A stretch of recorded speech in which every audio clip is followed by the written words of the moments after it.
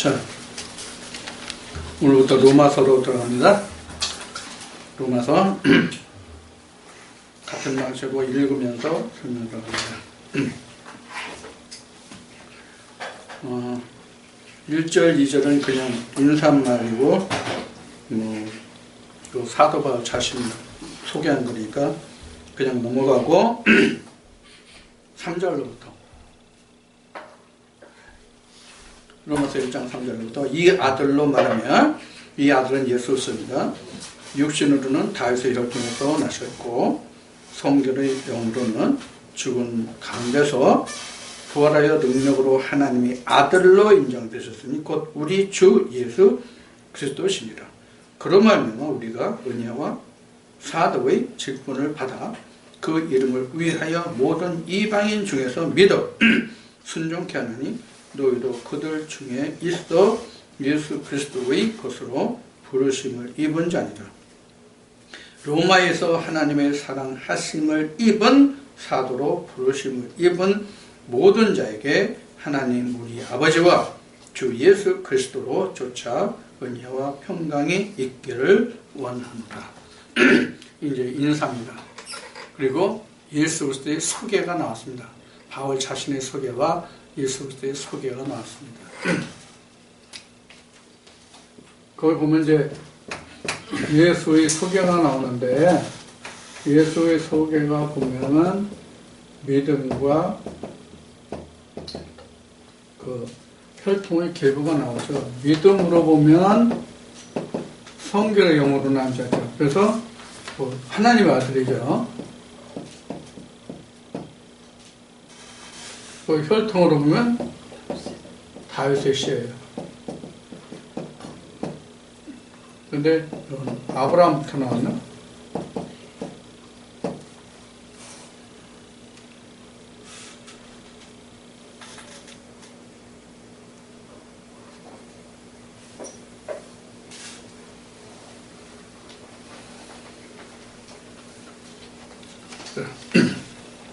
우리가 이것을 잘 이해를 해야 됩니다. 이것을 잘 이해한다는 얘기는 많은 것들이 있는데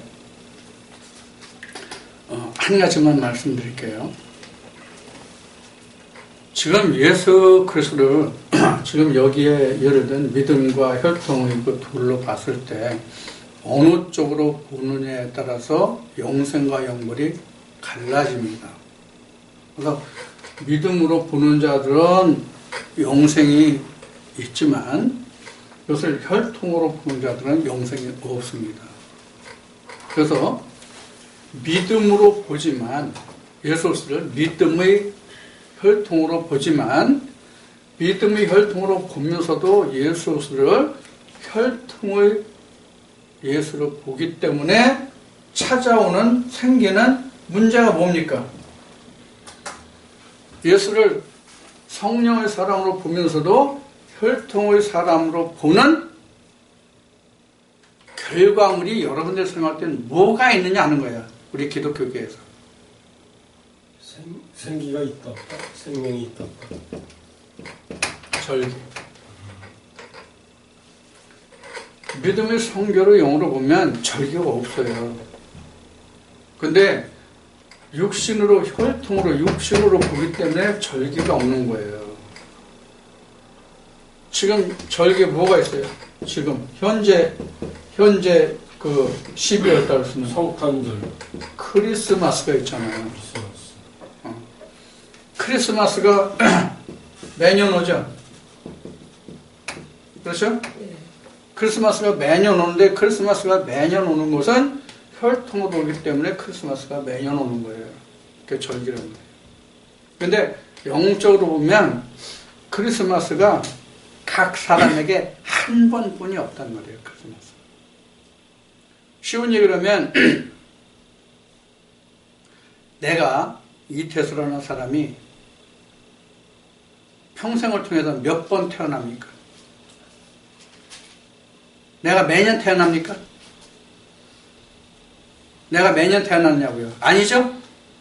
여러분들 한 번 태어나서 죽을 때까지 매년 태어나요? 한 번뿐이 안 태어나죠. 크리스마스가 뭡니까? 크리스마스가 뭐가 크리스마스예요? 예수님 탄생날. 예수의 탄생이잖아요. 그렇죠? 예수의 탄생이 매년 오냐고. 자기 평생에 한 번뿐이 안 온단 말이에요. 예수의 탄생 크리스마스가 성경으로 말하면 뭡니까? 성경으로 말하면 뭡니까? 예수의 탄생이 거듭남이에요. 거듭남이 내 평생에, 믿음이 평생에 이 세상 사는 생애에 한 번뿐이 더 있냐고, 거듭남이. 거듭남이 되면 어디 족속이 됩니까? 하나님의 족속이 되잖아요. 하나님의 족속이. 그래서 하늘에 시민권이 있다 이렇게 말하잖아요, 바울은. 그러면 내가 하나님의 백성으로 태어나는 게 한 번만 태어나지 매년 내가 하나님의 백성으로 태어나냐. 물론 지탱은 해야지. 물론. 그래서 예수 그리스도의 탄생이 크리스마스거든요. 이거 생일 파티 아니죠? 그렇죠? 생일을 얘기하는 건 아니란 말이에요. 성경은 생일이 없어요. 성경은 태어나는 날과 죽는 날만 있을 뿐이에요. 성경에서는. 성경에서는 생일 없습니다. 세상에서는 생일이 있잖아요. 세상에서는 생일이 있는데 성경에서는 생일 없습니다. 태어난 날과 죽는 날 뿐입니다. 사실 따지면 성경에서 태어난 날이 있으면 성경에서 태어난 일이 있으면 무슨 날이 없어요? 지금 죽는 날이 없어요. 사실은 성경에서 태어난 날이 있으면 성경에서는 죽는 날이 없습니다. 둘째 사망에 들어가면 그건 죽는 겁니다. 완전히 끝나는 겁니다. 그래서 사실 성경에서는 한 번 출생하면 죽는 날도 없고 무한한 거예요. 그래서 우리가 예수 그리스도를 지금 바울이 소개하고 있는데 어느 쪽으로 우리가 볼 거냐는 거예요. 그런데 오늘날 예수 그리스도를 혈통의 예수 그리스도 보는 사람은 있어요, 없어요? 없어요. 다 믿음의 혈통으로 본단 말이에요. 그래서 하나님의 아들이라고 하잖아요. 여기 다윗 이 혈통으로 따지면 다윗의 혈통이지 하나님의 혈통은 아니잖아요. 성결의 영으로 해야만 하나님의 혈통이잖아요. 지금 바울이 이것을 고백하고 있어요. 그래서 다른 말씀에는 뭐라고 증거하고 있냐면 예수 그리스도를 육체대로 알지 않는다 그래요. 육체대로 알지 않는다. 영의 사람으로 안다. 이거 굉장히 중요한 겁니다. 그런데 방금 말씀드린 것 같이 오늘날 기독교계는 하나님의 아들 예수 그리스도를 영적으로 보면서도 육신을 못 벗어나고 있단 말이에요. 그래서 그 면을 이 말씀에서 보고요. 8절부터 첫째는 내가 예수 그리스도로 말미암아 너희 모든 사람을 인하여 내 하나님께 감사하는 너희 믿음이 온 세상에 전파됨이로다. 여기서 너희 믿음이라고 했지만 지금 너희 믿음이라고 한 것은 바울의 믿음이기도 해요. 그러면 앞 시간에 우리 말할 때 믿음이 뭐가 믿음이라고 그랬죠? 뭐가 믿음이라고 했어요? 예수 그리스도가 있다 없다. 예수 그리스도가 있어야 믿음이에요. 빛이 있어야 믿음이란 말이에요. 그래서 그것을 전파한다. 그런 얘기예요. 믿음이 온 세상에 전파됩니다. 예수 그리스도가 전파되는 거죠. 그래서 내가 그의 아들을 복음 안에서 내 심령으로 섬기는 하나님이 나의 증인이 되시거니와 항상 내 기도에 쉬지 않고 너희를 말하며 자, 무엇으로 섬긴다고 됐어요? 심령으로 섬긴다고 됐어요. 그럼 심령으로 섬긴다가 어떤 말에 반대되는 말입니까? 육적으로. 행위에 반대되는 말이 바로 심령으로 섬긴다예요. 그러니까 하나님은 육신의 행위로 섬김을 받는 것이 아니라 믿음으로, 심령의 믿음으로 하나님의 섬김을 받는 것이지 육신의 행위로는 하나님의 섬김을 받지 않으신다. 지금 바울의 증거가 그래요. 그래서 심령으로 숨기는 하나님이 나의 증인이 되시거니와. 뭐에 대한 증인이요? 예수 그리스도의 복음에 대한 증거다. 항상 내 기도에 쉬지 않고 너희를 말하며, 즉 로마에 있는 너희 믿음의 사람들을 말하며 어떠하든지 이제 하나님의 뜻 안에서 너희에게로 나아갈 좋은 길 얻기를 구하노라. 그러니까 바울이 지금 사도행전으로 공부했듯이 항상 자기가 로마에까지 갈 것을 하나님이 영으로 계시해 보여주셨죠. 그것을 지금 여기서 이어서 말하고 있다고 생각하시면 됩니다. 그래서 지금 로마에 가기를 지금 좋은 기회를 얻기를 구한다. 이렇게 지금 말하고 있는 거죠. 그 다음에 11절에 내가 너희 보기를 심히 원하는 것은 무슨 신령한 은사를 너에게 나누어 주어 너희를 견고케 하려 함이니. 여기서 신령한 은사가 나왔어요. 신령한 은사라는 것은 뭐가 신령한 은사냐면, 우리가 신령하다 하면 뭘 가지고 참 신령하다고 그러나 일반적으로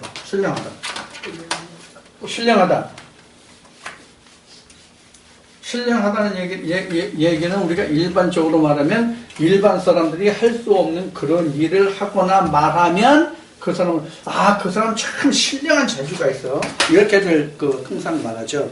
여기서 신령한 선물이라고 하는 것은 뭐냐면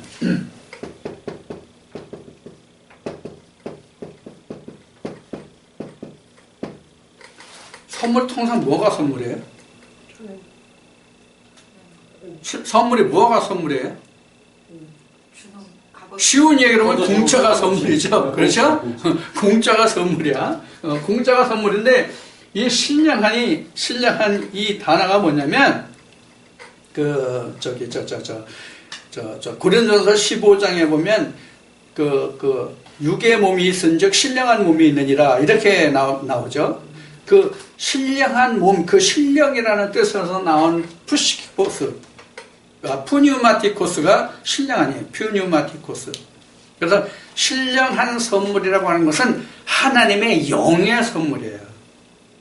하나님의 영의 선물. 그럼 하나님의 영의 선물이 결국은 뭐가 영의 선물이에요? 영생. 예수 그리스도의 영생, 예수 빛이 영생의 선물이에요. 그걸 내가 너에게 주기를 원한다는 뜻이에요. 그래서 너에게 나눠줘, 너희를 견고케 하려 함이라. 뭐가 견고해야 되겠어요? 믿음이, 복음이 너에게 견고케 되기를 원해서 내가 퓨뉴마티코스한 그런 선물을 내가 가지고 갈 거다, 은혜를. 그런 뜻입니다. 그래서 신령한 은사네. 신령한 선물이 아니라 신령한 은사네. 은사가 선물. 은사가 선물인데, 에베소 2장에 보면 은사, 은혜 똑같이 선물 하나 나왔어요. 여기 은사네. 이 은사가 헬라어로 뭐죠? 프레젠트.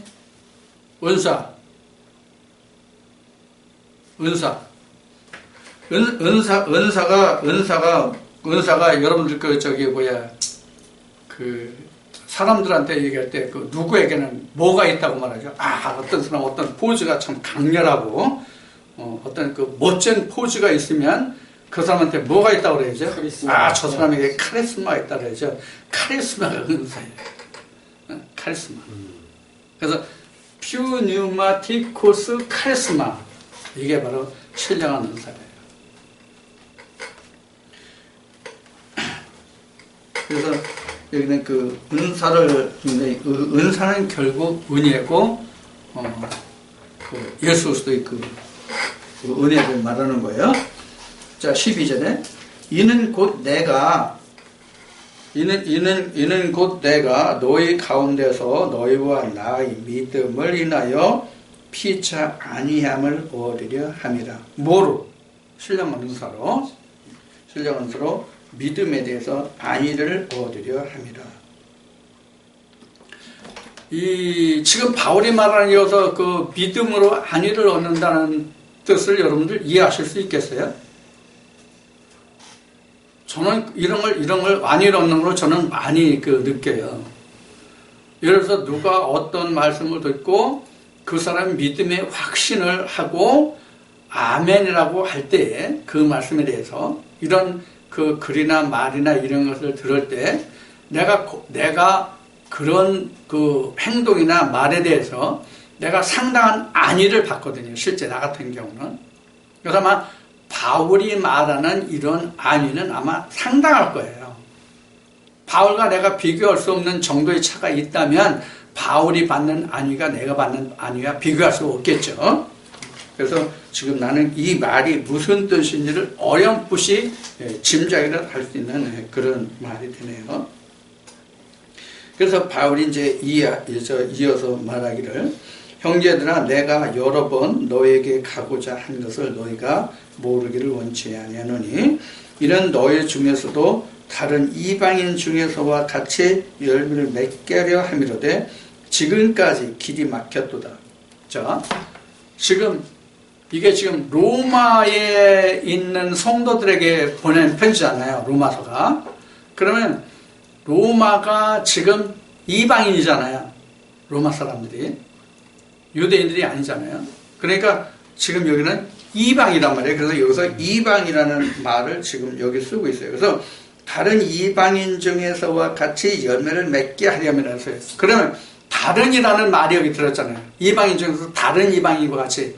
그러면 이 다른 이방인이 뭘 의미하고 있어요, 지금? 로마를 제외한 나머지 지방에 복음을 증거하고 다닌 그 이방을 말하는 거예요. 예를 들어서 갈라디아 교회도 있고요. 에베소 교회도 있고요. 이런 교회들이 다 유대인들이 아닌 이방인 교회잖아요. 그런 사람들과 같이 다른 이방인들과 같이 그래서 다른 이방인 중에서 같이 열매를 맺게 하려 합니다. 지금까지 가기를 원했다. 자, 그 다음에 14절에 헬라인이나 야만인이나 지혜 있는 자나 어리석은 자에게 다 내가 빚진 자라. 자, 여기서 모든 사람에게 바울이 빚진 자라고 하는 뜻이 뭘까요? 왜 빚졌다고 할까요? 지금 바울이 그들에게 복음을 증거해야 할 빚이 있다는 거예요. 그것은 곧 하나님이 바울을 택할 때 아나니아를 통해서 안수하시고 그 이상 때에 그가 내가 이방인의 사도로 삼았다는 말씀을 하시잖아요.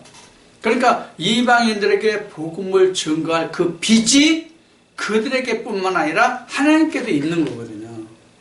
바울은. 그것을 지금 여기서 바울이 내가 빚진 자다 그렇게 말했습니다. 어떤 물질적인 빚이 아니라 내가 이방인들에게 하나님의 복음을 내가 받은 이 복음을 그래서 받았기 때문에 이방인들에게 전해야 할 그런 것으로 분량으로 받았기 때문에 이 복음을 너희들에게 전해야 할 내가 빚이 있다. 그런 얘기입니다. 자, 15절. 그러므로 나는 할 수 있는 대로 로마에 있는 너에게도 복음 전하기를 원하노라. 그 빚을 이제 갚는 거죠. 그래서 결국 빚을 갚는 게 하나님께 갚는 거지 결국 이방인들에게 갚는 건 아니에요. 누구에게 지금 바울이 빚졌어요? 이방인들에게 빚졌어요? 하나님께 빚졌어요? 하나님께 빚진 거예요. 하나님이 이방인들에게 복음을 전하라고 복음을 줬고 이방인의 사도로 삼으셨잖아요. 그러니까 바울의 빚은 이방인들에게 있는 것이 아니라 하나님께 있는 거예요. 자, 그렇게 이제 보고요. 그 다음에 16절에 내가 복음을 부끄러워하지 아니하노니 이 복음은 모든 믿는 자에게 구원을 주시는 하나님의 능력이 됨이라. 첫째는 유대인에게 또한 헬라인에게로다. 자, 복음을 부끄러워하지 않는데 이 복음을 부끄러워하지 않는 게 뭐예요? 누구에게? 모든 믿는 자에게. 그러니까 믿지 않으면 복음에 소용이 없는 거예요. 믿어야 복음이 되는 거예요. 믿어야. 믿지 않으면 복음이 안 되는 거예요. 그래서 믿는 자에게만 하나님의 복음이 능력으로 나타나는 거죠. 그래서 믿는 자 속에서 역사한다. 그래서 그 말이 나온 거죠. 자, 이러한 구원을 주시는 것은 믿는 자에게 나타나는데 그것은 유대인이나 헬라인에게 다 똑같다. 그런 얘기예요. 여기는 유대인에게나 헬라인에게도 다 이렇게 했지만 양쪽 다 똑같이 믿음에 있는 자는 구원이 나타난다. 그 다음에 17절에 복음에는 하나님의 의가 나타나서 믿음으로 믿음에 이르게 하느니 기록된 바 오직 의는 믿음으로 말미암아 살리라는 것 같다. 자, 믿음으로 믿음에 이른다는 뜻이 뭐라고 설명하면 좋을까요? 믿음으로 믿음에 이른다. 예수 그리스도가 이거 어떻게 말하면 이거 뭐 말쟁이 말 같아 이게. 이게 믿음으로 믿음에 이른다는 얘기는 지금 말한 것 같이 빛으로만 빛에 이를 수 있다. 예수 그리스도로만 예수 그리스도로 이룰 수 있다. 그런 얘기와 같아요. 그러니까 그 어떠한 길도 예수 그리스도에는 없다. 그 얘기예요. 그래서 믿음, 즉 예수 그리스도에는 다른 길이 없다. 그 얘기예요. 그래서 예수님이 말씀하신 것 같이 내가 길이요 진리요 생명이니 나로 말미암지 않고는 아버지께로 이를 자가 없다라는 말을 줄이면 믿음으로 믿음에 이른다예요. 자, 그래서 오직 의인은 믿음으로 말미암아 살리라 한 것과 같은다 그랬어요. 자, 의인이 믿음으로만 산다. 뭐가 의인이에요, 그러면? 뭐가 의인이에요? 믿음으로 사는 하나님의 신으로 지음을 받아서 그 신이 그 사람 속에 운행되는 사람이 의인이에요. 다시 말씀드려요. 하나님의 신으로 지음을 받아서 하나님의 신으로 운행을 받는 사람이 의인이다. 그러니까. 그래서 하나님의 신으로 지음을 받아서 그 신으로 운행함을 받지 못하는 사람은 의인이 아니에요. 그러니까 하나님의 창조에 속한 사람이 의인이죠. 쉬운 얘기를 하면 18절에 하나님의 진노가 불의로 진리를 막는 사람들이 모든 경건치 않음과 불의에 대하여 하늘로 쫓아 나타나는 하늘로 쫓아 나타난다고 했어요. 불의한 자에게. 그럼 하늘로 쫓아난다는 뜻은 뭐예요? 하나님으로 쫓아 말씀으로 쫓아 불의가 나타난다. 그러니까 어떤 말씀으로냐에 따라서 불의가 나타나고 의가 나타나고 그래야 되는 것이죠. 어떤 말씀인가에 따라서 의가 나타나고 불의가 나타나고. 그러니까 의다 불의다 하는 것은 결국은 뭐예요? 말씀을 놓고 얘기하는 거예요. 사람이 어떤 행위를 놓고 의다 불의다 하는 게 얘기가 아니라 하나님 말씀을 놓고 행위가 아니라 말씀을 놓고 그것이 하나님의 말씀에 의한 거냐 아니냐를 놓고 의와 불의가 드러난다. 그것을 여기서 말하고 있어요. 자, 여기 이제 또 이제 20절에 좀 어려운 말이 나오는데 어떤 말은 창세로부터 거의 보이지 아니하는 것들 곧 그의 영원하신 능력과 신성이 그 만드신 만물에 분명히 보여 알게 되나니. 자, 여기 만물이 나왔는데 만물 이게 만물이 우리가 그 의견이 설이 참 많아요. 만물이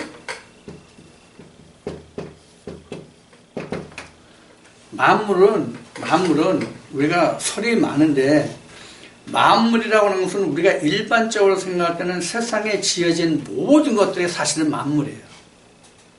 세상에 지어져 있는 모든 것들이 다 만물이에요. 그런데 세상에 지어진 그 모든 것들이 다 만물인데 그 만물 중에는 사람의 손으로 지은 것도 있고 이미 이루어진 것도 있고 그렇죠. 예를 들어서 서울시다. 서울시라고 한다면 건물이나 뭐 이시조선 때 세웠던 그 성곽이나 이런 것들은 하나님이 지으신 게 아니잖아요. 사람이 지은 거잖아요. 그러면 세상에 있는 것들 중에서 만물이라고 할 때 하나님의 지음을 받은 것이라면 있는 그대로예요. 땅에 아무것도 없는 있는 그 상태. 거기에 지어진 땅들이라든가 각종 짐승들이라든가 사람들만이 사실은 만물이란 말이에요. 나머지는 다 도시를 건설하고 한 것은 다 사람이 한 거니까 그건 하나님이 지으신 게 아니잖아요. 자, 그러면 그런 만물들 중에 뭐가 나타난다는 거예요? 하나님이 드러난다는 거잖아요. 하나님이. 그러면 실제 우리가 자연을 봐서 하나님을 알 수 있어요? 없어. 자연을 봐서.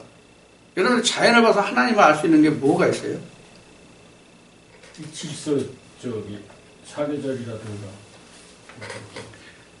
우리가 사계절과 자연을 봐서 하나님을 알 수 있다는 것은 우주의 질서. 무슨 말이냐면, 그것을 다시 놓고 보면은 그 바탕에 성경이 들어있다는 얘기예요.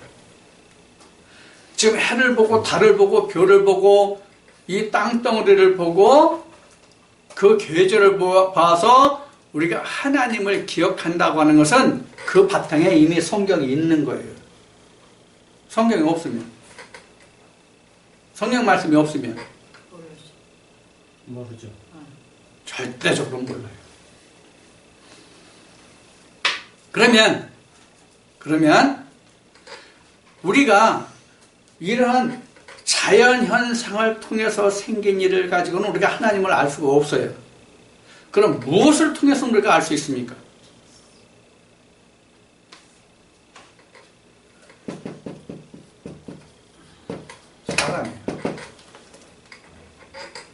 사람이에요. 사람을 통해서 우리가 하나님을 알 수가 있어요. 사람만. 그럼 결국 만물이라는 건, 성경에서 말하는 만물은 사람이에요. 여러분들과 함께 창세기 2장 1절에 보면은 하나님이 천지 창조를 하고 만물을 다 이루시다 이렇게 나왔죠. 그 만물이 뭐라고 그랬어요? 만물이 뭐라고 그랬어요? 사람들이 무리. 전쟁을 위해서 어떤 만들어진 무리, 그런 무리들이 바로 만물이라고 했어요. 그러니까 결국은 사람을 통해서 우리가 하나님을 알 수 있다예요. 만물을 통해서 우리가 하나님을 알 수 있다는 얘기는 자연을 보아서 알 수 있는 건 이미 성경이 있기 때문에 아는 거예요. 성경이 있기 때문에 그 생각을 하는 거예요. 1월 성신과 그 다음에 그 계절이 있고 이런 거는 이미 내가 성경에 바탕이 있기 때문에, 창세기 1장에 바탕이 있기 때문에 우리가 그걸 보고 하나님이 이런 것을 지으셨구나 그렇게 하는 거예요. 그런데 실제 하나님이 계절을 만드셨을까요? 성경에서 말하는 그 계절은 뭘까요? 성경에서 말하는 계절이 뭘까요? 창세기 1장에 보면 넷째 날에 1월 성신을 만들고 계절을 주거든요. 그 계절이 뭐냐면 모에드예요. 히브리어로요. 그 모에드가 레위기 23장이면 절기예요. 절기. 레위기 23장에 오면 절기가 같은 모에드라고요. 그러면 하나님이 우리에게 주셨다는 그 절기는 뭐예요? 결국은 하나님의 창조에 속하는 거예요. 하나님의 창조에 속하지 못한 피조물이, 인생이 하나님의 창조물에 들어가는 것이 절기예요. 그래서 하나님의 절기 최종이 뭡니까? 하나님의 최종의 절기가 뭐예요? 하나님의 최종 절기가 추수예요. 하나님의 최종 절기는 추수예요. 그럼 추수를 하려면 봄에 심는 때가 있고 여름에 자라는 때가 있고 가을에 추수하는 때가 있잖아요. 그리고 추수하면 뭐가 나와요? 그 다음에 절기가 열매, 겨울이 나오죠. 겨울. 그렇죠? 겨울이 나오죠. 그래서 예수님이 말씀하실 때 너희의 피하고 돈만 그런 날에 안식이 일어나 겨울이 되지 않게 하라. 그 말씀이 나오죠. 그러니까 하나님의 때가 아닌 때, 하나님이 신고 가꾸는 때가 아닌 때 내가 피나, 즉 안식절을 찾으면 내가 찾을 수 없다는 얘기예요. 그러니까 하나님이 말씀하시는 절기는 하나님이 씨 뿌리고 자라게 하고 열매 맺게 하고 추수하는 이때가 하나님의 절기예요. 그래서 레위기 23장에는 절기가 뭐로 나타납니까? 결국은 예수 그리스도가 오시고 예수 그리스도가 일하시고 이루시는 그것이 절기예요. 성경에서는 그 절기예요. 그래서 앞 시간에도 얘기했듯이 우리에게 절기는 한 번뿐이 안 나와. 앞 시간에 그 크리스마스 얘기했었죠. 아, 지금 얘기했나? 크리스마스가 바로 하나의 절기죠. 그 절기가 우리에게 한 번이란 말이에요. 우리가 태어나는 때가 봄이라면 태어나서 바로 씨를 뿌리는 거죠. 자, 그래서 우리가 지금 그 로마서 지금 몇 절이야? 몇 절이야 지금? 여기 지금 창세 때문에 한 거죠. 지금 20절에 지금 창세로부터 그의 보이지 않는 것을 그 영원하신 능력과 신성이 그 만드신 만물에 분명히 보여 알게 되나니, 이 만물 때문에 지금 나오는데, 이 만물이 언제 나오냐면 창세 언제로 되어 있어요. 여기 20절에 창세로부터. 그럼 언제부터 만물이 드러나요? 창세가 돼야 만물이 드러나요. 창세가 돼야 만물이 드러난다고요. 자, 창세가 돼야 만물이 드러난다는 뜻이 뭐죠?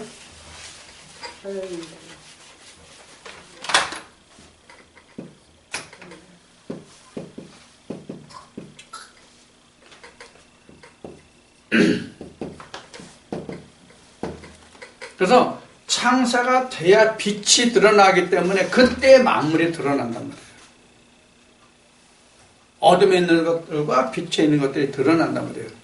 창세 전에는 다 어둠이 있는데 뭐가 드러나요? 빛이 있어야 뭐가 드러나요? 빛이 있으면 형체가 드러나잖아요. 내가 밤이 됐어요. 전등불도 없어요. 딱 가렸어요. 전체를 다 가려서 빛이 아무데도 안 들어와요. 그 안에 내가 있어요. 그럼 내가 어둠에 묻혀가지고 내 형체가 드러나요? 안 드러나요? 누구든지 마찬가지지만, 어떤 물건도 마찬가지지만, 드러나요? 안 나타나요? 안 드러나요? 안 드러나요. 그러다가 거기에 빛을 넣으면은 그 안에 있는 형체가 다 드러나죠. 그 안에 있는 방의 모습도, 그 어둠에 있는 방의 모습도 드러나죠. 그 상태가 만물이 드러나는 때예요. 그게 바로 창세란 말이에요. 그래서 이 20절에 기록된 말씀과 같이 그 만물이 분명히 보여 알게 되는 것은 창세예요. 기준이. 그래서 창세가 되지 않으면 모든 것이 드러나지 않아요. 그러면 여러분들 창세가 돼서 맨 먼저 드러나는 게 뭐일 것 같아요?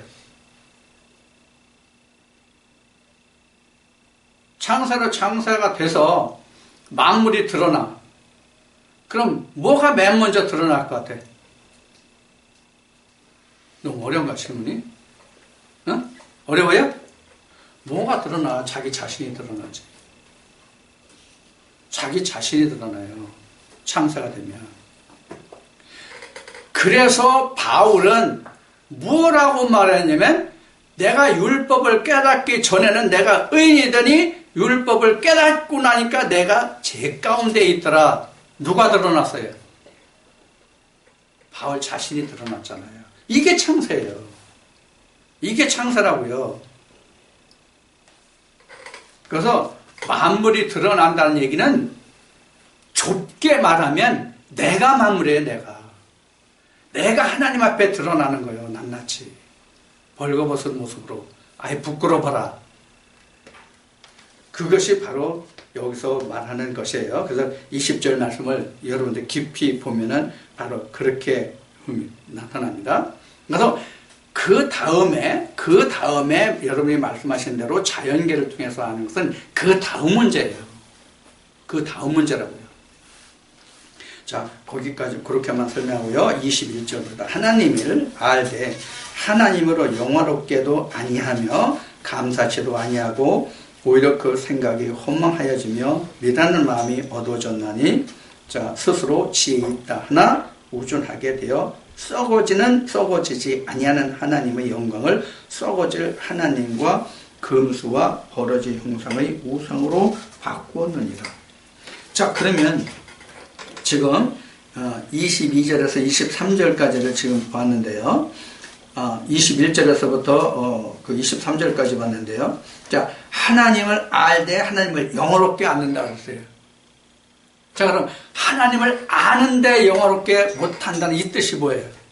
어떻게 하나님을 알았다는 얘기예요? 그 다음의 설명이 답이에요. 그 다음 설명이 답이에요. 바울이 하는 그 다음에 설명하는 그 말이 답이에요. 모든 것을 미련하고 우준하고 지혜 있다는데 지혜 없고 우준은 미련한 거예요. 그래서 감사치 않는 것이 바로 미련한 것으로 보기 때문에요. 그러면 하나님은 뭐의 상징이에요? 지혜와 총명의 상징이잖아요. 그런데 하나님은 지혜와 총명의 상징인데 지금 우준하게 보는 거예요. 지혜 있다 하면서. 그럼 지혜 있다는 얘기는 뭐가 있다는 얘기예요? 하나님이 있다면서와 같아요. 잠언 말씀과 같이 하나님의 지혜로 뭘 삼는다고 그랬어요? 지혜와 명철로 뭘 삼는다고 그랬어요? 주소를 삼는다고 그랬어요. 그래서 지혜와 명철은 하나님의 존재를 얘기하는 거거든요. 그런데 지혜가 있다는 것은 그래서 내게 하나님이 있다면서 하나님을 모른다는 얘기예요. 그러니까 하나님을 영화롭게 못하는 거예요. 자, 그래서 우준하고 그 영광을 썩어질 사랑과 금수와 버러지 우상의 형상으로 바꾸었다. 그러면 결국은 뭐가 없다는 얘기예요? 여기서 지혜가 있다고 그러는데 지혜가 없다는 얘기예요. 그래서 하나님이 없다는 얘기다, 지혜라는 얘기는. 그러니까 하나님이 뭐를 해요? 우상으로 바꿔지는 거죠. 하나님 우상으로 바뀌어지는 거죠. 자, 그렇게 지금 바울이 설명하고 있고요. 그 다음에 24절은 그러므로 하나님께서 저희를 마음의 정욕대로 더러움에 내어 버려두사 저희 몸을 서로 욕되게 하셨으니 이는 저희가 하나님의 진리를 거짓 것으로 바꾸어 피조물을 조물주보다 더 경배하고 섬김이라 주는 곧 영원히 찬송을 이시로다. 아멘. 이렇게 해서요. 그래서 지금 24절부터 25절 말씀을 보면은 이와 같이 하나님의 지혜가 없기 때문에 하나님을 버려서 버러지와 그 짐승의 그 형상으로 해서 우상으로 바꿨어요. 그렇기 때문에 그들이 뭘 했냐면 마음의 정욕을 따라서 어떻게 됐어요? 내버렸다. 그래서 몸을 서로 욕되게 하여서 그들이 결국은 피조물을 하나님보다 더 귀하게 여기는 그런 멸망의 길로 가게 했다. 그런 얘기입니다. 그래서 하나님이 이렇게 그들을 버려두신 거죠. 뭐가 없기 때문에? 지혜가 없기 때문에. 자, 26절에 이를 인하여 하나님께서 저희를 부끄러운 욕심에 내어 버려두셨으니 곧 저희 여인들도 순리대로 쓸 것을 바꾸어 영리로 쓰며 이와 같이 남자들도 순리대로 여자 쓰기를 버리고 서로 향하여 음욕이 불일듯 하며 남자가 여자를 더불어 부끄러운 일을 행하며 저희의 그릇 때문에 상당한 보응을 자신에 받았느니라 했어요. 지금 여기는 지금 말씀이 지금 문맥이 좀 다른 말씀으로 나왔죠. 지금 26절부터 27절까지 말씀은 오늘날로 말하면 지금 뭘 얘기합니까? 지금 동성애예요. 성경에서 동성애가 있었던 가장 대표적인 시절이 여러분들 어디에 있다고 보십니까? 아브라함 때 소돔과 고모라 성입니다. 아브라함 때 소돔과 고모라 성이 이렇게 된 게 바로 뭐냐면 아브라함은 그들을 뭐로 봤어요? 하나님의 천사로 봤어요. 그래서 그들을 대접했어요. 그들을 대접하고 이렇게 떠나는 중에 그 천사들이 아브라함에게 야 우리가 하려 하는 일을 아브라함에게 숨길 필요가 있냐 그래가지고 아브라함에게 뭘 얘기해요? 소돔과 고모라의 멸망을 얘기했죠. 그래서 의인 수를 얘기하다가 결국 그 10명이 없어서 거기까지 얘기하다가 지금 아브라함은 아브라함대로 가고 천사들은 천사대로 갔어요. 천사들이 향해서 어디로 갔어요? 소돔과 고모라로 갔죠. 소돔과 고모라를 향해서 누구 집에 갔습니까? 롯의 집에 갔어요. 룻 아니고 롯이에요. 롯의 집에 갔는데 롯의 집에 천사들이 간 것을 소돔과 고모라 성 사람들이 알았죠. 그래가지고 와서 그 사람을 내놓으라고 그러죠. 뭐 할 테니까 내놓으라 그래요. 우리가 그를 상관할 테니까. 그 상관이라는 것이 야담이다. 성행위를 말합니다. 자, 그런데 소돔과 고모라 성 사람들은 그 천사를 뭐로 봤어요? 똑같은 사람으로 본 거예요. 아브라함만 천사로 하나님으로 본 거예요. 자, 그래서 그들이 롯의 집에 숨어 들어갔는데 밤에 와서 그들을 내놓으라고 하니까 롯이 뭐라고 그래요? 야, 내가 딸들이 있는데 여자를 몰라, 남자를 몰라. 이들을 줄 테니까 너희들 속엔 대로 갖다가 저기 데려가라. 그리고 이들에는 손대지 말라. 그러면 롯도 이 사람들이 보통 사람이 아니라 하나님의 사람인 걸 알았다는 얘기거든요. 근데 소돔과 고모라 사람들만 그걸 몰랐어요. 왜 몰랐을까요? 하나님의 말씀이 없기 때문에. 하나님의 지혜가 없기 때문에. 하나님의 말씀이 없기 때문에. 그러니까 사람을 사람으로 본 거예요. 그러다 보니까 어떻게 돼요? 사람과 사람으로 대한 거예요. 그러니까 그들 중에서 이건 이제 영적인 얘기지만 그들 중에서 표면적으로 보면 그들이 남자와 남자를 더불어서 여자를 줄 테니까 여자하고 그 관계하는데도 불구하고 야, 그 남자하고 우리는 하겠다. 그럼 소돔과 고모라가 그때 당시에 하나님 보실 때 악이 그 관영했다. 악이 심했다는 얘기는 결국은 뭐냐면 성이 문란해진 거예요. 결국은 성이 문란해졌다는 얘기는 하나님과 사람과의 관계가 끊어졌다는 얘기예요. 이 얘기가 무슨 얘기냐면 창세기 1장에 하나님이 사람을 지으시고 이스라엘 사람이죠. 사람을 지으시고 어떻게 했어요? 하나님 뭐라고 말씀하셨어요? 생육하고 번성하고 충만해서 세상을 다스려라 했단 말이에요. 그러면 동성애 사람은 씨가 번져요? 안 번지잖아요. 그러니까 하나님을 배반한 결과가 된 거죠. 그래서 창세기 보면은 그때 당시에 바로 이런 일이 있었다 하는 것을 볼 수가 있어요. 지금 바울이 여기에 기록한 이 말씀이 이제 고린도전서에 가면 또 나옵니다. 이 말씀이. 그래서 이때 그런 것이 있었다. 그런데 오늘날 지금 그 종교계에서도 기독교계에서도 지금 그 미국을 보면은 동성애를 인정하면 안 된다는 그 설이 분분하죠. 한국에서 지금 한국이 제일 먼저 동성애를 인정하는 나라가 되자라고 말하는 어느 지방 장관이 있죠. 아시아에서는 맨 먼저. 그것은 하나님을 욕해하는 일입니다.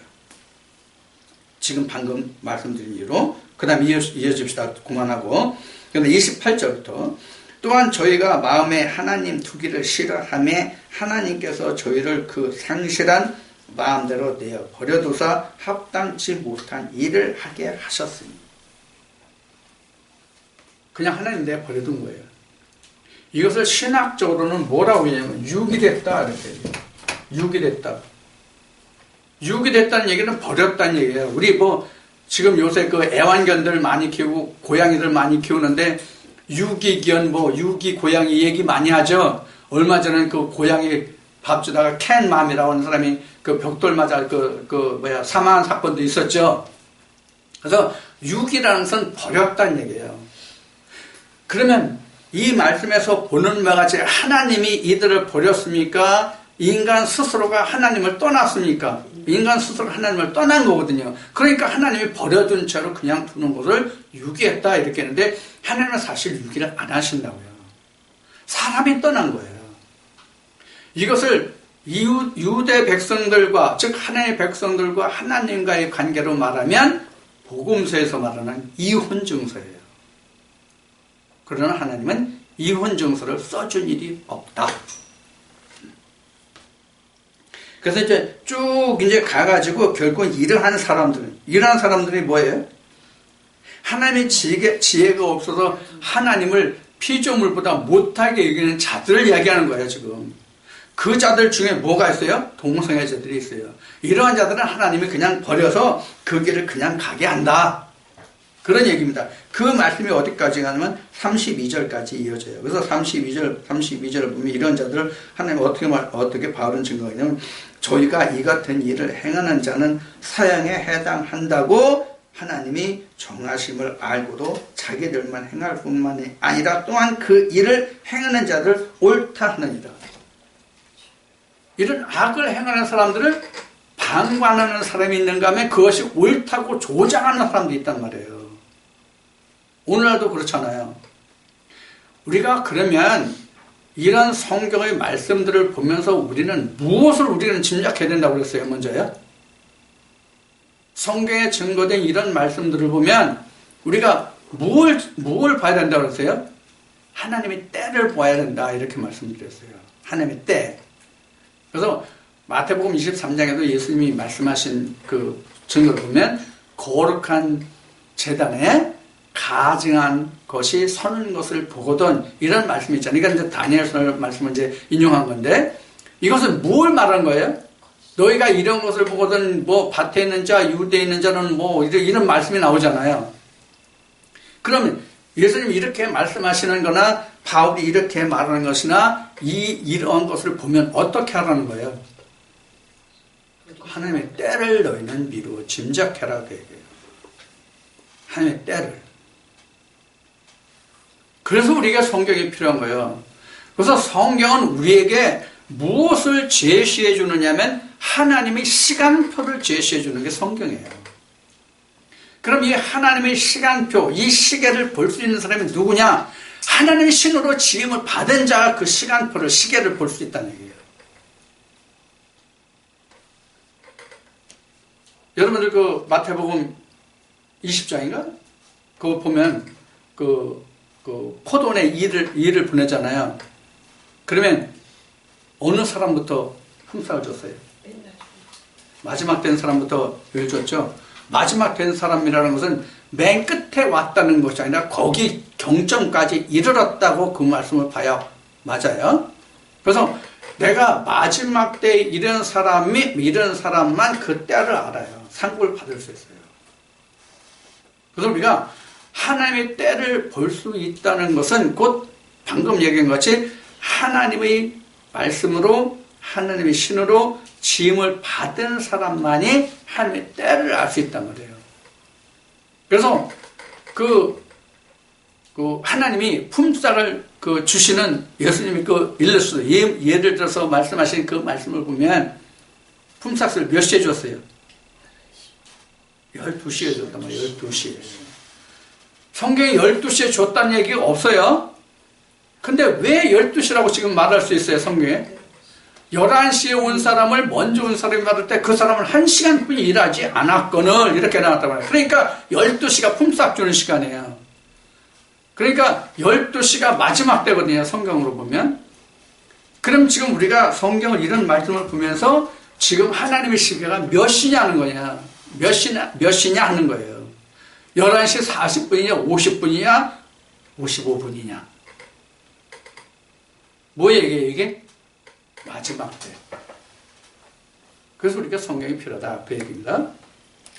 자, 이와 같이 지금 28절로부터 32절까지는 사실 어디에부터 관한 그 설명이냐면 21절로부터 관한 설명이에요.